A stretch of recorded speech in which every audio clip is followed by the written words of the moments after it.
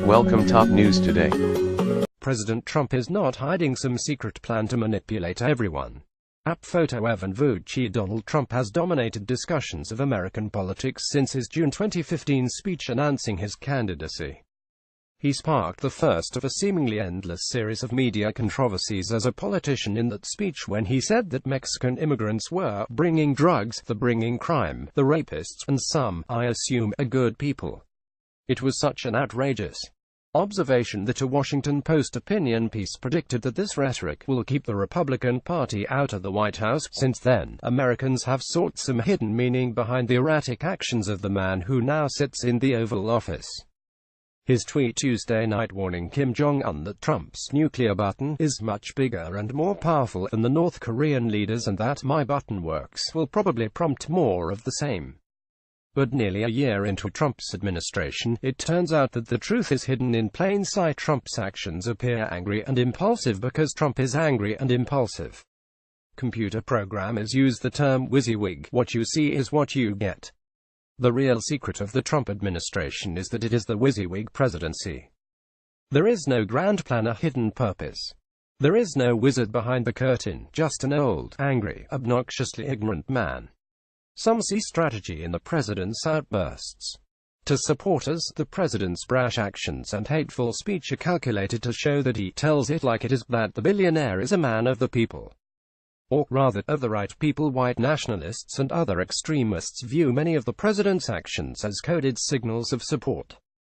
To others, Trump's command of the public conversation suggests he is either a master persuader bending public opinion to his will or a maestro of distraction drawing public attention away from where it could harm him most. None of these explanations is convincing. True, Trump has sometimes profited from his attention-stealing antics. Rose to prominence within conservative circles by backing a conspiracy theory about President Barack Obama's birth certificate. The slur against Mexican immigrants in his announcement speech was followed by polls showing that a plurality of Republican primary voters backed him, elevating Trump into the dominant figure in the race. Yet other instances of the president's freewheeling style seem ill-conceived. What master persuader would have recounted his election victory and bashed the media for the umpteenth time in front of a Boy Scout national jamboree? What strategic calculus informed the president's endorsement of two losing candidates in Alabama's Senate special election? And why spread baseless conspiracy theories about charges such as massive vote fraud in the 2016 election, which he won? In fact, the biggest political distraction involving Trump may have been how his lightning rod-like ability to attract scandals and alienate potential allies made it harder for congressional Republicans to enact the policy agenda. The difficulty of finding a plausible rationale for Trump's behavior leads some to conclude that he is irrational, literally unable to control himself. A few observers have speculated that he might be mentally deficient in a clinical sense, suffering from dementia or even a variant of syphilis. North Korean leader Kim Jong-un evoked this position when he described the president as a mentally deranged dotard.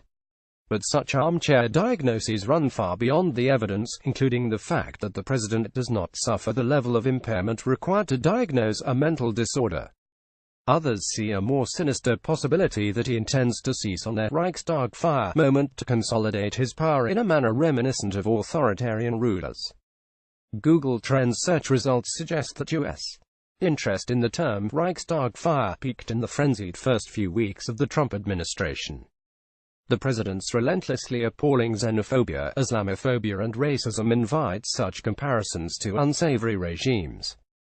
So does his proud assumption of the motto, America First, a slogan with anti-Semitic overtones and Nazi-sympathizing origins.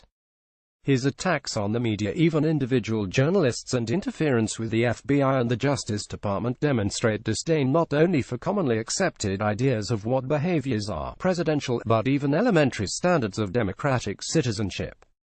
Yet it seems unlikely that Trump intends to institute a dictatorship.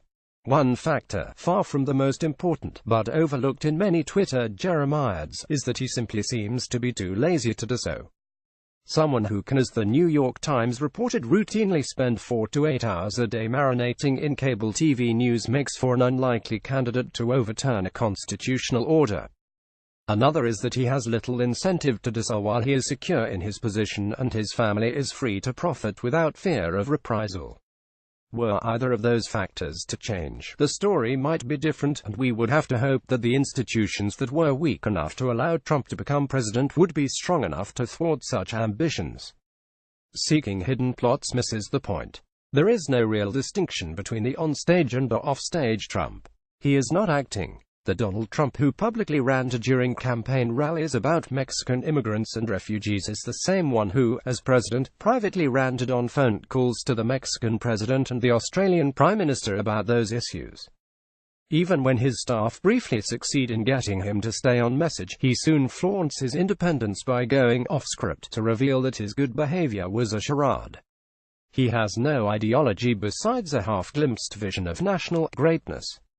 He has no grand strategy, just a profound need to demonstrate that he is a winner, a deal-maker and an influence wielder.